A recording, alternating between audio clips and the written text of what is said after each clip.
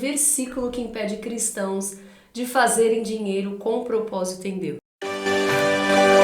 Entre fazer dinheiro, cumprir a grande comissão ou impactar o mundo, meu conselho é escolha os três. De forma descontraída neste podcast eu vou te mostrar como empreender amor e como em família alcançar a tão sonhada liberdade financeira, de tempo e geográfica para viver uma vida com mais sentido profissionalmente, impactando o mundo, ainda que um mundo de cada vez.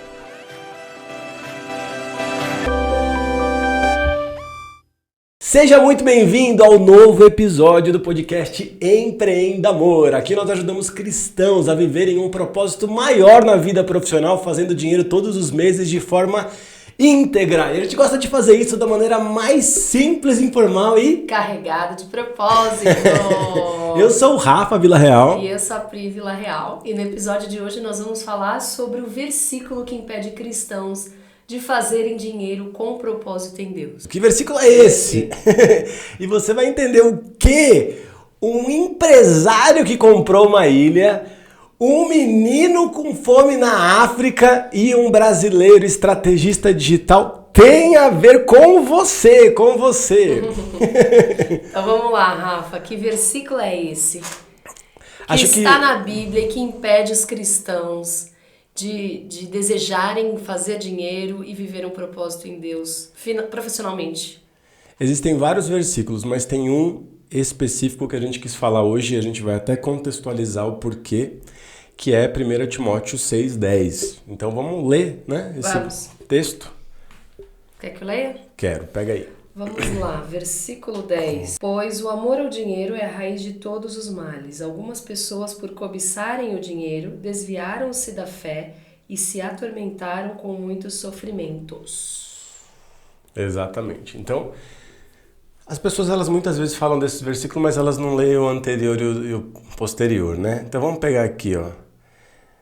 De fato, a piedade com contentamento é a grande fonte de lucro, pois nada trouxemos para esse mundo e de nada podemos levar. Por isso, tendo o que comer e vestir, esteja satisfeito. Os que querem ficar ricos caem em tentação, em armadilhas e muitos desejos descontrolados nocivos que levam o homem a mergulhar na ruína da destruição. Daí de novo, pois o amor ao dinheiro é raiz de todos os males. Beleza. E aí? Polêmico, né? Polêmico porque existe essa questão dos extremos. Tanto as pessoas que criam uma resistência a gerar dinheiro por causa da questão do amor ao dinheiro ser a raiz de todos os males, quanto também é polêmico para as pessoas que muitas vezes estão muito assim nessa pegada de não, o negócio não é isso, vamos ficar rico e tal. Mas e aí, como explicar essa questão aí do tendo o que comer e o que vestir, estejamos satisfeitos? Exatamente. Pois quem quer ficar rico se perde.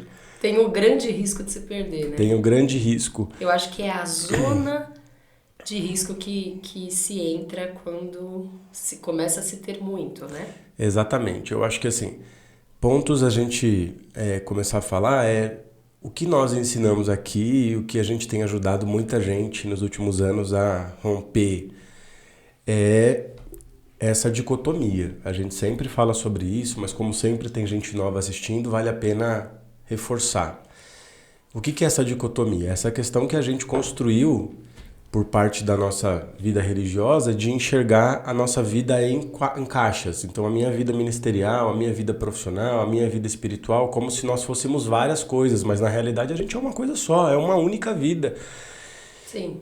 E tudo isso, lógico, se desenhou por causa da história, por causa de como as coisas se estruturaram, né? Então essa questão da profissão, historicamente, não tem nenhum vínculo, obviamente, se a pessoa não trabalha numa comunidade de fé e tal, não tem nenhum vínculo com a vida espiritual, com a religião. As pessoas, elas têm ainda até essa dificuldade, né? De tipo assim, mas você vai falar de igreja, você vai falar de Deus aqui no teu trabalho e tal.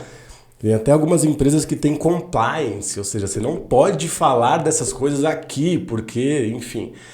Então, a maneira como as coisas foram construídas fez com que a gente se enxergasse em caixinhas. E daí, dentro desse contexto, né, da dicotomia, surgiu uma coisa que é essa resistência muitas vezes a questão do dinheiro, porque parece que o dinheiro não é sagrado. Parece que fazer dinheiro não é espiritual. E daí, obviamente, alguns versículos começaram a sustentar essas ideias ou amplificar essas ideias. E esse versículo é o principal deles, porque diz que o amor ao dinheiro é a raiz de todos os males. Mas daí, telefone sem fio e a coisa vai passando, a gente nem percebe de fato na essência do que está querendo ser dito e a gente acaba criando aquela fixação inconsciente como se o dinheiro fosse a raiz de todos os males. E daí, se eu penso que o dinheiro é a raiz de todos os males, acaba que eu crio uma resistência ao dinheiro, a fazer dinheiro. Existem outros ciclos que sustentam essa mensagem? De que o dinheiro Sim, calma, mas vamos aqui, porque ainda tem mais coisa para a gente falar aqui, né? Dentro desse ponto, eu acho que vale a pena a gente falar mais, porque a gente vê que, assim, houve essa questão da resistência, então o amor ao dinheiro. E daí, a gente muitas vezes deixa de poder produzir algo relevante, né, para Deus, para ser uma resposta para aqueles que precisam, justamente por conta dessa resistência. Então, o que nós precisamos entender? Nós precisamos entender que, por mais que isso pareça ser óbvio para muitos, né, acho que é legal falar na essência, a gente ruminar. Tem coisas que a gente lê tantas vezes, que a gente fala tantas vezes, mas que a gente não rumina. Ruminar é tipo comer, né, mastigar, é deixar aquilo digerir, né, nutrir o nosso ser. Então, eu vejo que assim, o problema é o amor ao dinheiro. Assim como lá em Mateus 6, quando o Senhor está alinhando os discípulos falando sobre não fique ansioso com o dia de amanhã, ele diz que ninguém pode servir a dois senhores, porque ninguém pode servir a Deus e a Mamon, às riquezas. Então, de novo, o problema não é as riquezas, mas é o serviço às riquezas. Escravidão.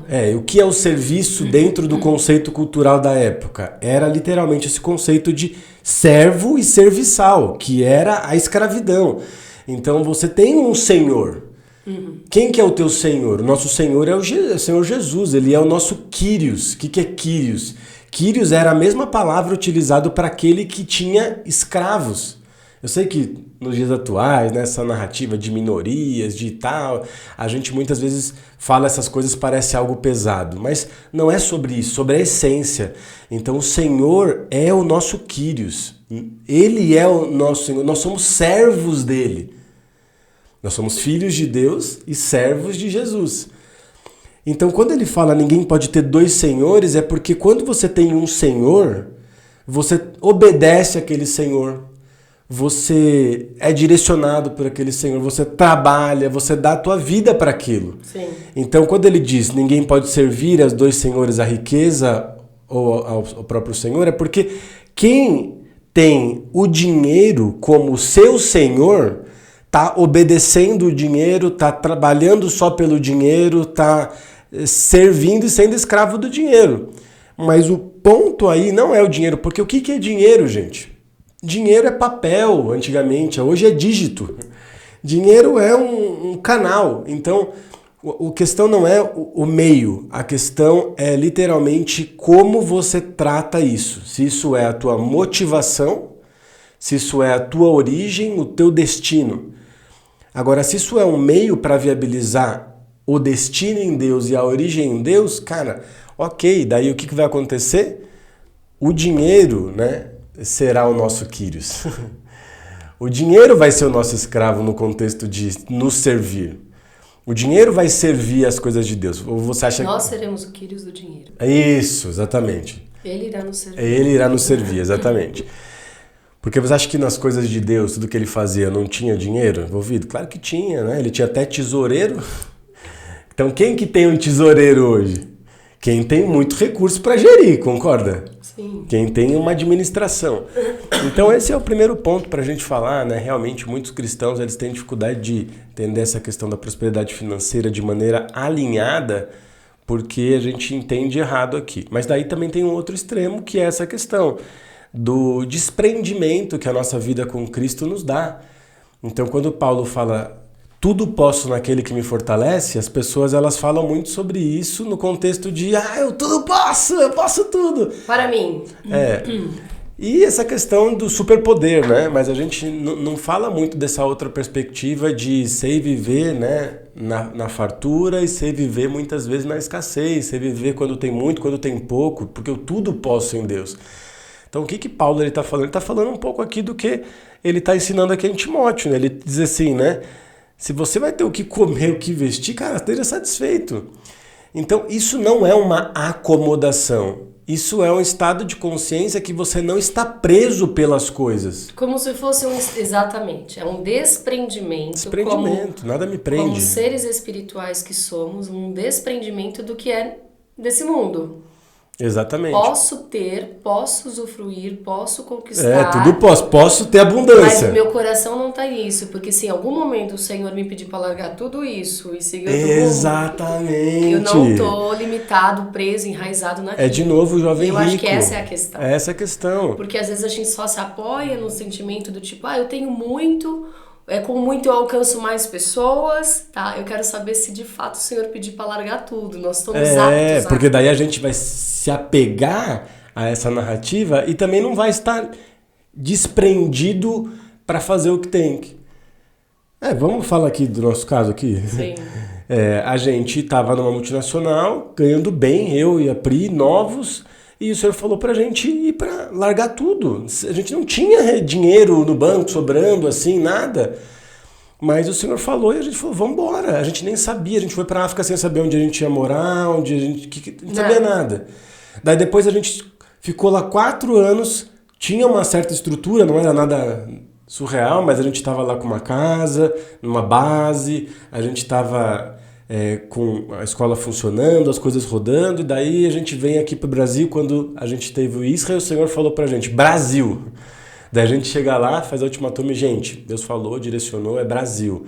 Viemos de novo, cara, começar algumas questões do zero aqui na nossa vida. Sim. Daí a gente tá aqui, né, enquanto gravamos esse episódio, provavelmente enquanto você assiste, a gente já está pelo Brasil rodando, né, em todos os estados, mas no momento onde a gente grava isso, a gente de novo tá na nossa casa, tá aqui em Santana de Parnaíba, assim, ok, e o Senhor... Brasil. Larga tudo de Larga novo. tudo de novo. Então, cara, é muito difícil muitas vezes as pessoas entenderem isso, mas não significa que eu não posso ter o abundante, porque o Paulo que está escrevendo isso, até para a gente entender que assim, não é que estamos usando textos soltos, é o mesmo Paulo que está ensinando aqui Timóteo, ele é aquele que fala, eu sei viver na abundância e sei viver quando não tem muito, porque eu tudo posso em Deus, eu não estou preso em nada nesse mundo. Quem me dá poder, quem me capacita, quem é aquele que é a minha força? É o Senhor. Sim. Então esse ponto é importante, porque quando a gente fala do jovem rico, de novo a gente fala, de novo o dinheiro está prendendo. Então é isso, o dinheiro quando está o nosso coração nele, ele nos prende. Agora, quando o nosso coração está no Senhor, eu posso usar o dinheiro como Deus quiser. Até quando não faz sentido, rentavelmente falando, é o que a gente disse no outro episódio. Nós, como empreendedores, né, missionais com propósito, a gente busca ter um dos pilares aqui na empresa, que é ter lucro. Porque se eu tenho lucro, eu consigo ter equipe, consigo abençoar famílias, consigo fazer as coisas acontecer. Mas... se eu tenho que tomar uma decisão que Deus está me mostrando e não é a mais rentável, eu não estou preso na rentabilidade, entendeu? Porque eu tudo posso em Deus. Sim. Eu posso ter um mês com faturamento maior e um mês com faturamento menor. Isso não significa que eu não deva ambicionar ou desejar crescer e prosperar. Porque eu não estou limitado nessas coisas. Até porque... quando eu estou alinhado para o reino e a justiça, eu sou um canal para viver isso. E Deus é o maior interessado que a gente prospere e faça as coisas acontecer. Mas eu acho que essa é a linha tênue. Sim. Né? Não estar preso ao dinheiro. Sim. Eu acho que o que é interessante... Isso não significa não ter muito dinheiro. Você pode ter muito dinheiro, mas não estar preso nisso. Sim. Então, o grande desafio, talvez, que a gente vai, como seres humanos, é tão difícil romper e ganhar dinheiro, vamos considerar assim, uma pessoa do zero, romper e ganhar dinheiro, e fazer dinheiro. Talvez essa não seja tanta dificuldade, porque a maior dificuldade é no teu coração, é ter esse desprendimento no teu coração. Sim. Talvez quando essa motivação estiver ajustada dentro de você, o ganhar esteja liberado, entende? Venha com uma fluidez, espiritualmente seja uma fluidez maior. Eu creio absolutamente nisso, porque assim, existe obviamente conhecimentos necessários para eu dominar algumas frentes e poder produzir mais, enfim, processos e coisas na nossa vida, independente da área que você atue, sim. Mas eu acredito que existe uma dinâmica espiritual. Sim. E a dinâmica espiritual é o que Jesus falou. Tudo vai ser acrescentado. E tudo? Tudo é tudo.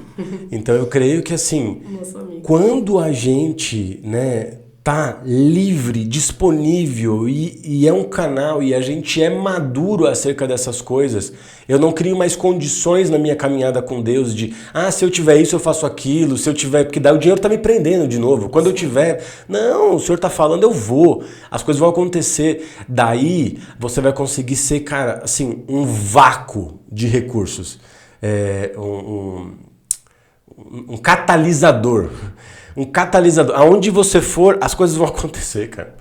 As coisas vão acontecer, você vai conseguir ter mais clientes. Eu sei que isso parece ser meio solto, né? Talvez assim. Mas nós somos espirituais. Mas a vida é assim, gente. É o que a gente vive, é o que a gente crê com os nossos alunos quando alinham a vida, começam a viver. É isso.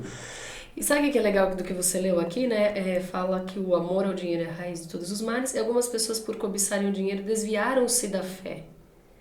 Eu acho que isso que você está trazendo é muito interessante porque é como se fosse uma zona de risco onde se eu busco o dinheiro e eu me apaixono por ele, né? Esse amor ao dinheiro, ao me apaixonar por ele, eu não desenvolvo a minha fé, ou seja, o meu amor não está mais na minha fé em Cristo, está no dinheiro.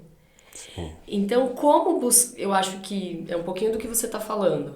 Então, existe esse caminho que é difícil de encontrar, talvez, esse equilíbrio, mas onde eu busco o gerar receita, o gerar dinheiro, mas sem deixar de desenvolver a minha fé. Eu acho que tá aí, né?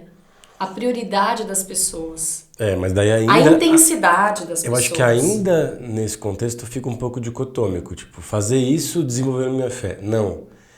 Eu manifesto a minha fé gerando recurso. Tipo, não tem como me perder. Sim. Porque uma coisa é assim, aqui diz assim, os que querem ficar rico caem na tentação. Então, é mais ou menos assim. O que você quer no teu propósito em Deus? Cara, eu quero impactar milhões de pessoas. É bem provável que eu querendo impactar milhões de pessoas, eu ficarei rico. Mas é diferente a pessoa que fala assim, eu quero ficar rico para impactar milhões de pessoas. Ela primeiro já criou um condicionamento que ela acha que ela só vai impactar milhões se ela ficar rica. E não é real. Não é real. Quantas pessoas no mundo, na história, impactaram milhões? Então é aquilo que a gente vai falar, né? Hoje a gente que fez uma introdução mais longa aqui, para passar um sentimento, porque isso é algo que está, assim, sabe, fixado no nosso interior e que muitas vezes e não é só uma questão também, assim, analítica. Eu entendi, Rafa, é o amor ao dinheiro, então o dinheiro não é o problema. Mas não é só isso, é uma série de questões que estão em volta disso. E a gente tem que falar as variáveis que estão em redor disso. E se a gente fala sobre empreender amor, se a gente fala sobre, fazer dinheiro de forma íntegra, se a gente fala de viver um propósito maior na vida profissional, esse assunto ele é extremamente importante a gente ir aprofundando e explorando cada vez mais, né? Mas eu acho que, em suma, é isso, assim, sabe? O dinheiro, ele é a consequência natural, mas não deve ser nunca o nosso alvo.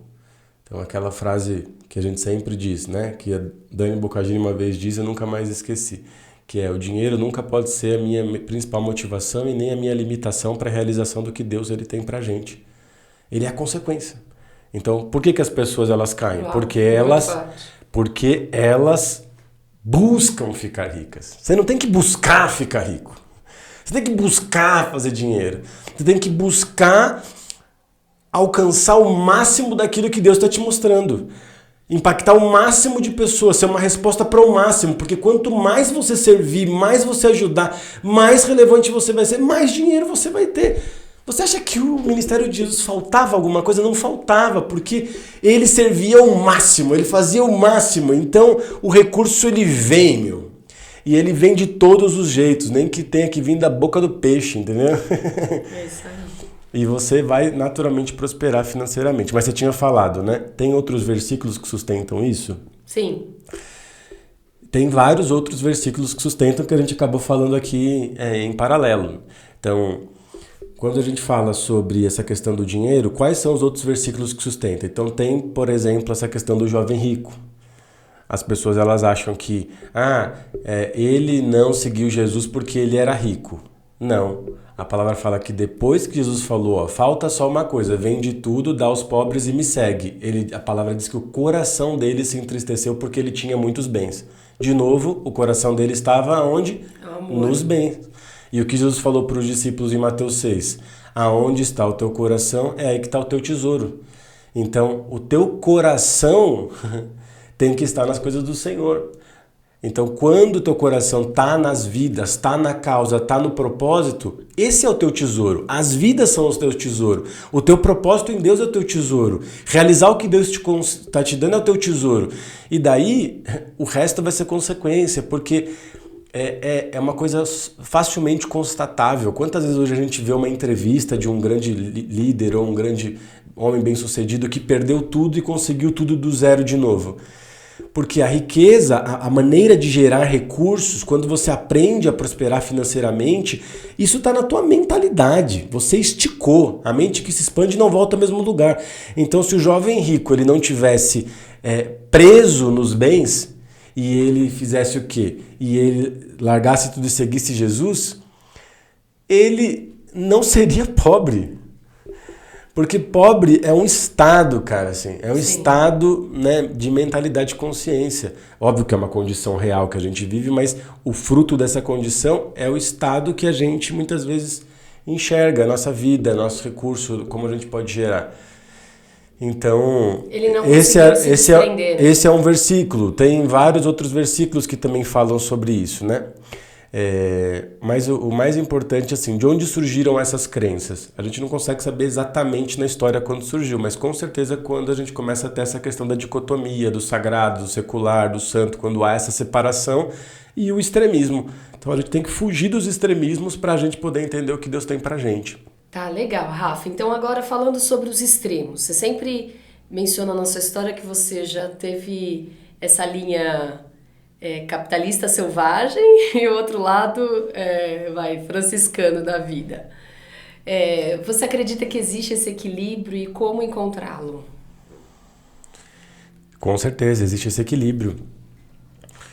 E a gente precisa encontrar ele na nossa caminhada em Deus. Eu acho que assim, não tem muito fórmula mágica. Eu acho que a gente é fruto daquilo que a gente recebeu na nossa caminhada.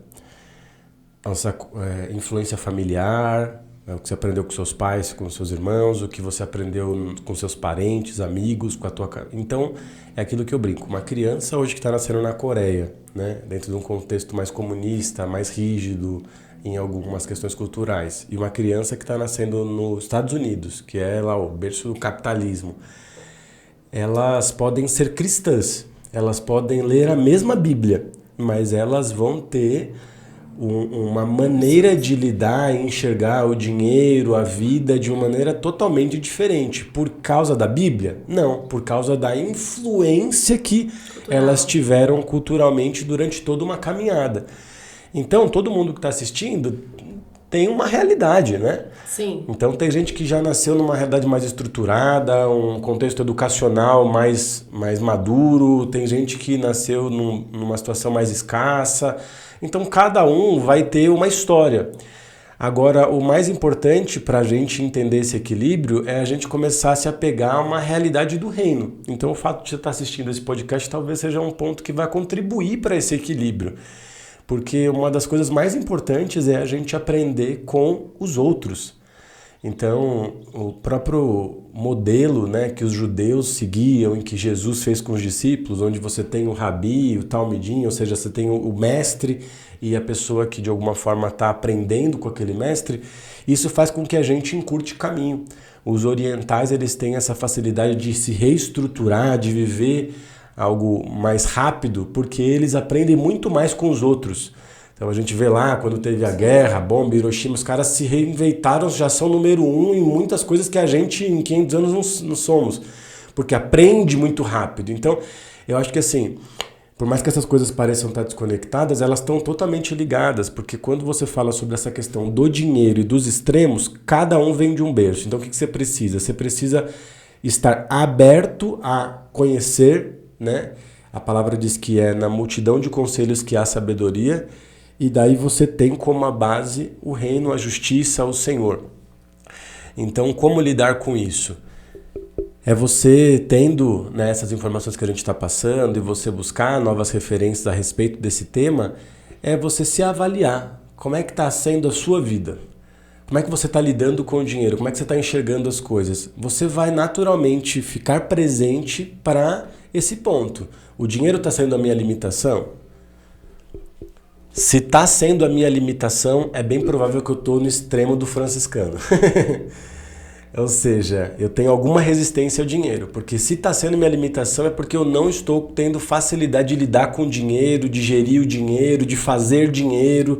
Então pode ser que inconscientemente isso está te bloqueando. Agora, se muitas vezes a minha narrativa, ou tudo que eu faço e falo tem a ver só com buscar ter mais dinheiro, mais coisas, mais bens. Então tem pessoas que você conversa um pouquinho e em 5 minutos você já sabe que está no coração dela. Por quê? Porque a pessoa só sabe falar de coisas. Não, porque eu comprei tal coisa, porque eu tive tal coisa, olha o meu novo carro, olha o meu novo relógio.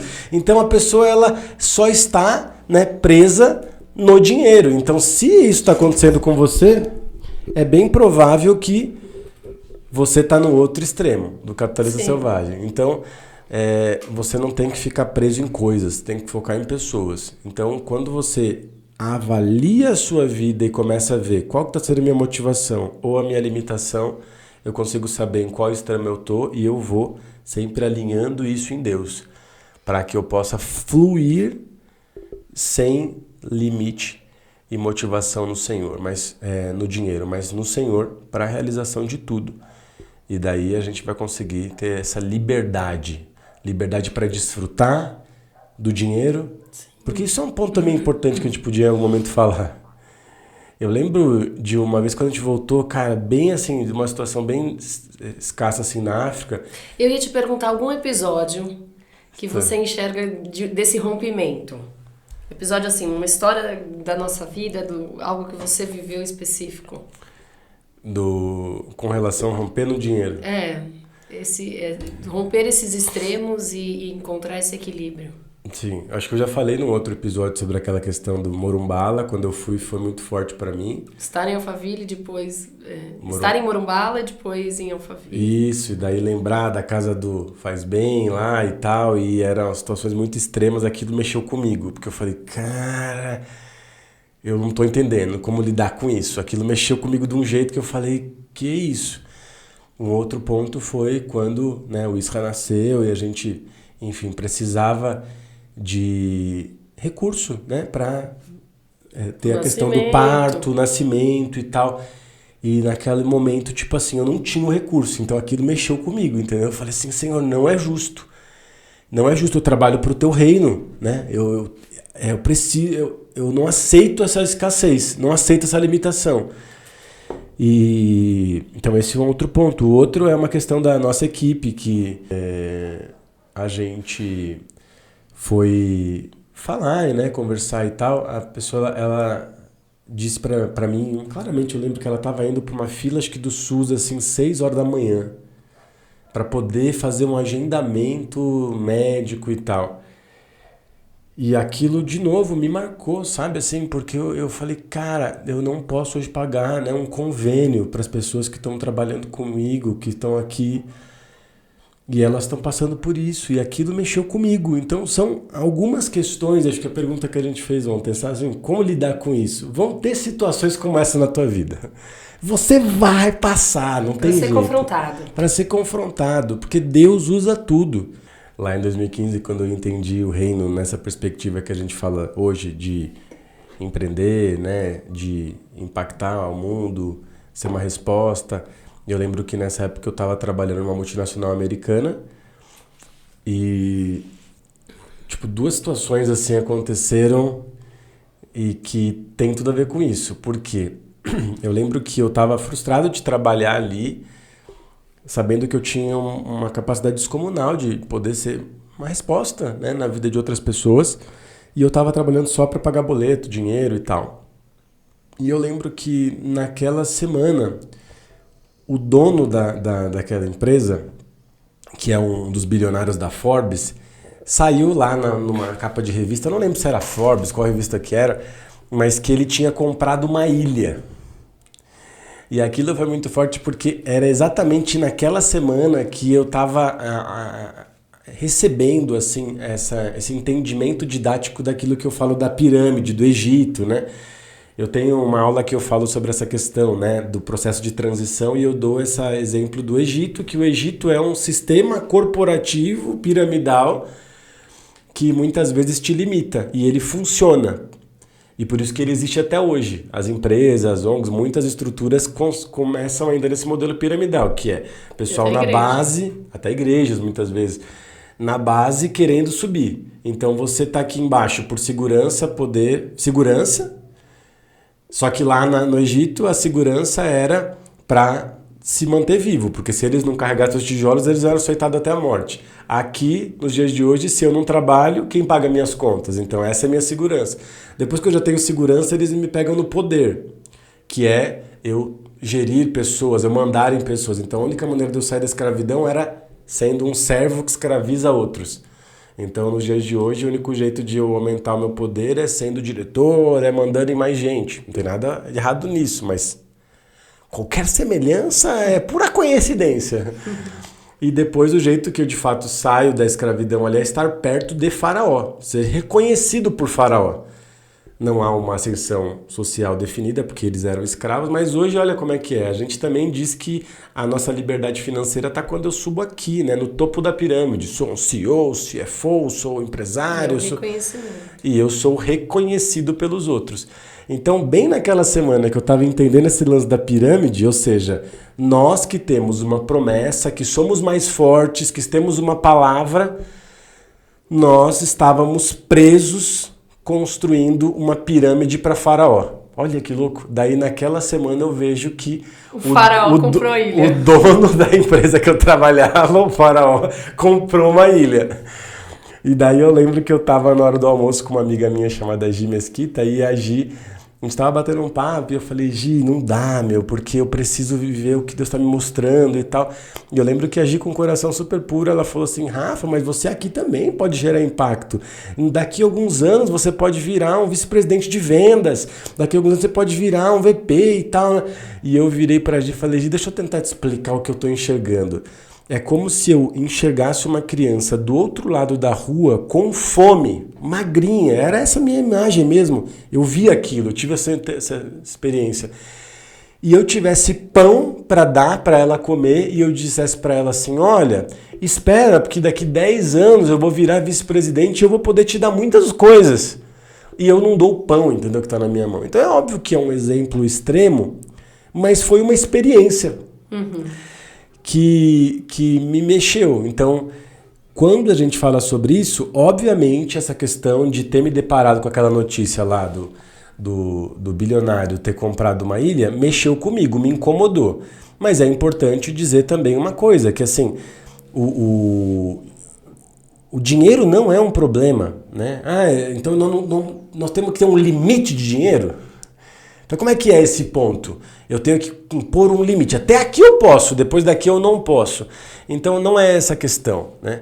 Não é ter dinheiro demais. É que muitas vezes o problema é o dinheiro sem propósito, que vira futilidade, que vira, sabe, uma série de questões que não tem a ver, né, com a realidade do que Deus deseja. Então, se Deus quiser que você tenha um Boeing para viabilizar o plano dele, você vai ter um Boeing.